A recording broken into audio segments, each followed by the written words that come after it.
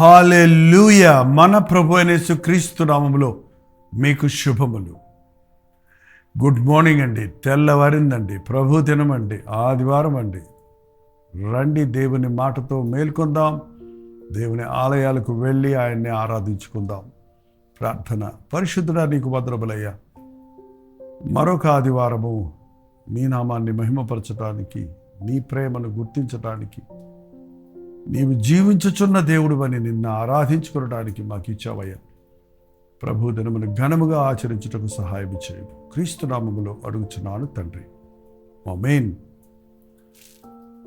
ఆదివారం మందిరానికి వెళ్తున్నారా అని అడిగితే వెళ్తున్నాం అంటారు కదండి.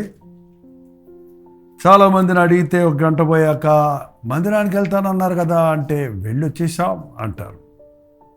ఎప్పుడు వెళ్ళారు, ఎప్పుడు వచ్చారు? యేసు ప్రభు ఆదివారం తెల్లవారుజామునే సమాధిలో నుండి లేచి ఉన్నాడు.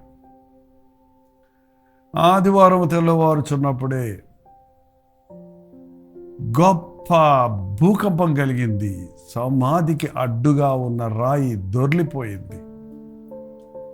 పరలోకపు దూతలు పాటలు పాడుతూ ఆర్భాటం చేస్తున్నప్పుడు ఆ వెలుగుతో నిండిన దృశ్యాన్ని చూచి కాబలి ఉన్న సైనికులు సొమ్మసిల్లిపోయారు. ప్రభు పునరుద్ధారుడిగా సమాధిలో నుంచి బయటకు వచ్చాడు. కొంతమంది స్త్రీలు ఆదివారం నాడు అంటే 3వ దినమున సాధారణంగా యూదులు ఆ శరీరానికి సుగంధ ద్రవ్యాలు రాసేవారు. 3వ రోజుకి శరీరం కుళ్ళిపోతుంది కాబట్టి ఆ వాసన రాకుండా. ఈ రోజుల్లో సమాధులు లాంటివి కాబట్టి ఆ రోజుల్లో ఓపెన్గా ఉండేవి, రాళ్ళు అడ్డం పెట్టి ఉండేవి. కొన్నిసార్లు అవి రాతి గుహలుగా ఉండేవి కాబట్టి సామాన్యులు అయితే అవి అరలగా ఒకే సమాధిలో అనేకులను కూడా పెట్టేవారు. కానీ ప్రభు అరిమితో యోసేపు తన కొరకు తలపించుకున్నటువంటి కొత్త సమాధిలో ప్రభువును పెట్టారన్న సంగతి కూడా మనం బైబిల్ చదువుతున్నాం. అసలు విషయం ఏంటంటే, స్త్రీలు చూసినప్పుడు స్త్రీలు పొద్దునే లేచి వెళ్ళిపోయారు. తెల్లవారుగానే మీరు ఆదికాండం 20వ అధ్యాయం చదివితే ఆదివారం ఇంకా చీకటిగా ఉన్నప్పుడే మగ్దలేని మరియా కొంతమంది స్త్రీలు పరిగెత్తుకుని వెళ్ళారు. రాయి తొలగించబడి ఉంది. సమాధిలో క్రీస్తు శరీరం లేదు, ఖాళీగా ఉంది. భయంతో ఆనందంతో తట్టుకోలేని పరిస్థితుల్లో వారు పరిగెత్తుకుని శిష్యుల దగ్గరకు వచ్చి సమాధిలో ప్రభువు లేడని చెబితే పేతురు యోహాను పరిగెత్తుకుంటూ వెళ్ళారు. పేతురు లోపలికి వెళ్ళి చూశాడు, ప్రభువు లేడు ఇక్కడ అనుకుని నిర్ధారణ చేసుకున్నాడు. మళ్ళీ గదిలోకి వెళ్ళిపోయి తలుపేసుకొని కూర్చున్నాడు. నేను చెప్పేది ఏంటంటే, ఎలాగూ ఆ రోజు ఆ శిష్యులు సమాధికి వెళ్ళి చూసి వచ్చేసి ప్రభువు పునరుద్ధారణని ఎరిగిన తరువాత కూడా ఆయన్ని చూడాలని, ఆయన ఏమయ్యాడని, ఎక్కడున్నాడని ఆయన ముందుగా చెప్పిన లేఖనాలను గుర్తుపెట్టుకున్నారంటే బైబిల్లో చెప్పబడింది. ఆయన చెప్పిన మాటలు వారికి గుర్తు రాలేదంట. మనుష్య కుమారుడు మృతుల్లో నుండి లేచుట అగత్యము, తప్పకుండా ఆయన తిరిగి లేస్తాను అన్న మాటను వాళ్ళు గుర్తు పెట్టుకోలేదు అసలు. ఈరోజు అదే పరిస్థితుల్లో దేవుని బిడ్డలమైన మనం ఉన్నామంటే, ప్రభువుని చూడాలని మందిరానికి వెళ్తున్నాం, అక్కడ ప్రభువు కనబడలేదు. అక్కడ పాటలు ఉన్నాయి, ప్రసంగాలు ఉన్నాయి, మనుషులు ఉన్నారు, ఆర్భాటాలు ఉన్నాయి, అట్టహాసాలు ఉన్నాయి. చాలా మందిరాల్లో దేవుని నామానికి మహిమ లేదు, దేవుని సన్నిధి లేదు. కాబట్టి వెళ్ళిన వాళ్ళు అక్కడ ఎక్కువసేపు ఉండలేరు. అదేముంది చూడటానికి, వాళ్ళు చెప్పే మాటలు ఏముంది వినటానికి అన్నంత నిర్లక్ష్యంగా, మాకు తొందరగా అయిపోవాలి ఆరాధనని ఒక గంట సేపు కూర్చొని అదేదో మొక్కుబడి చెల్లించుకున్నట్లు కొన్ని ఆచారాలు పాటించి కానుకలు వేసేసి ఆమెనని వచ్చేస్తున్నారండి. అవును, మీరు ఆదివారం నాడు ప్రభు దినమని దినమంతా దేవుని అందు ఆనందిస్తున్నారా, లేకపోతే ఇలా ఆచారంగా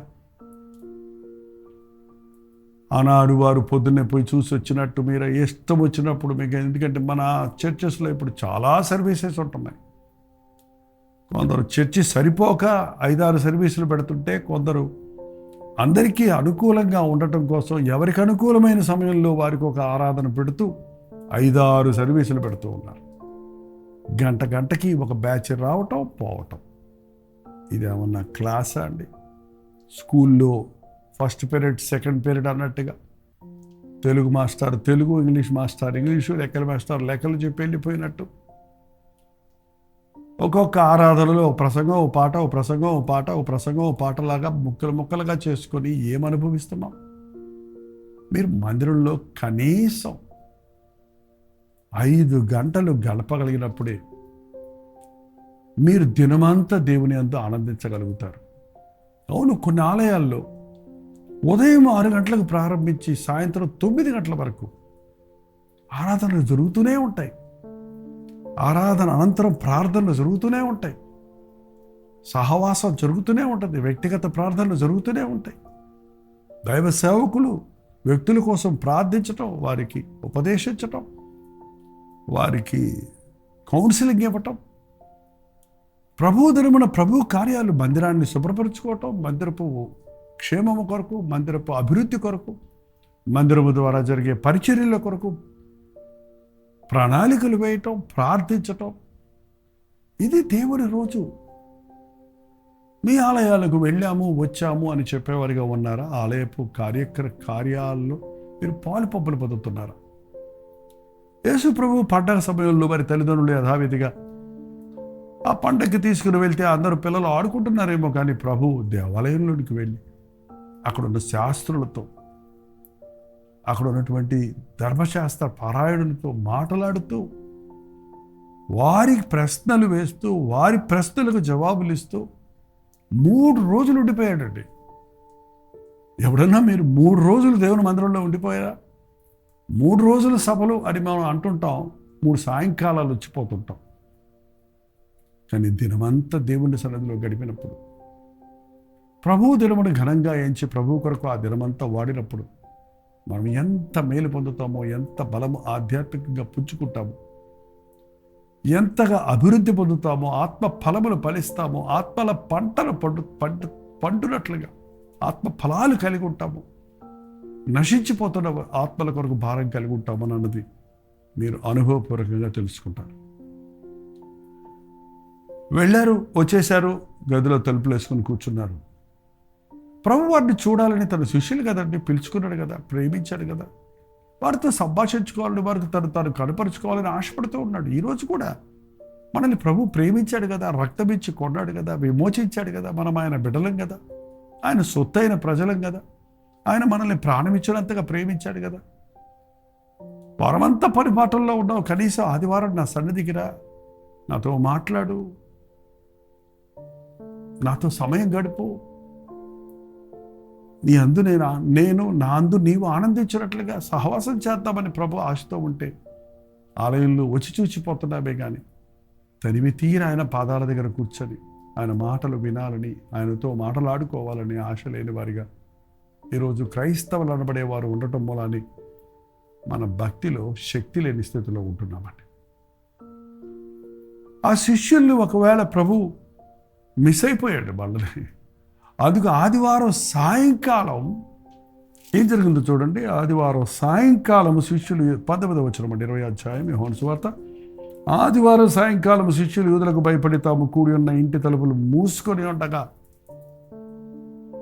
చూసిపోయిన వాళ్ళు ఆదివారం సాయంకాలం వరకు గదిలోనే తలుపులు వేసుకొని కూర్చొని ఆ మూలకుడు ఈ మూలకుడు కూర్చొని ఏడ్చుకుంటున్నారు, ఆలోచిస్తున్నారు, కృంగిపోయి ఉన్నారు. ప్రభు దగ్గరికి వాళ్ళు వెళ్ళవలసింది, ప్రభు వారిని వెతుక్కుంటూ వచ్చాడు. ఎంత గొప్ప దేవుడండి మన ప్రభు. మనం ఆయనకు అవసరమా, ఆయన మనకు అవసరమా? మన కొరకు అన్నీ చేసిన తర్వాత కూడా మనం ఇంకా ఆయన్ని ఏడిపించటం సమంజసమా? ఇంత గొప్ప దేవుడిని నీవు నమ్ముకున్న తర్వాత కూడా ఆయనకు నీ జీవితాన్ని అప్పగించలేకపోతే, నీ సమయాన్ని వెచ్చించలేకపోతే, ఆయన సన్నిధిని కోరువాడిగా ఉండకపోతే మన భక్తి ఏం భక్తి అంటది?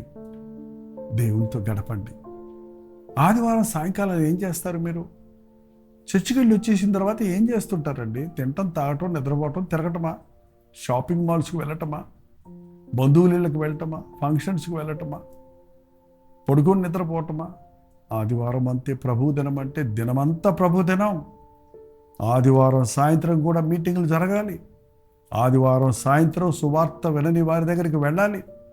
మా చెన్నైలో అయితే మాకు 19 స్థలాల్లో చిన్న చిన్న రోడ్ల మీద, చిన్న చిన్న గదుల్లో, సొంతుల్లో మీటింగులు జరిపిస్తాం.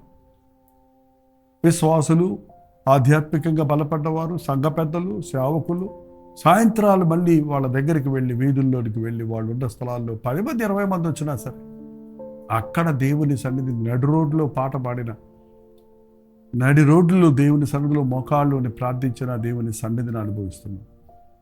మీ మందిరాల్లో పొద్దున్న, మధ్యాహ్నం, సాయంత్రం టీములుగా విభజించబడి మీ దైవజనులకు సహకరించండి. మీ పరిచయలో పాలిభాగస్తులు అవ్వండి. ప్రభు మందిరాన్ని శుభ్రపరచుకోండి, సిద్ధపరచుకోండి, ప్రార్థనతో నింపుకోండి, మందిరంలో విజ్ఞాపనలు చేయండి. అప్పుడు మనం ధన్యులమవుతాం, మన జీవితం ధన్యమవుతుంది. ప్రతి ఆదివారం ప్రభు కొరకే.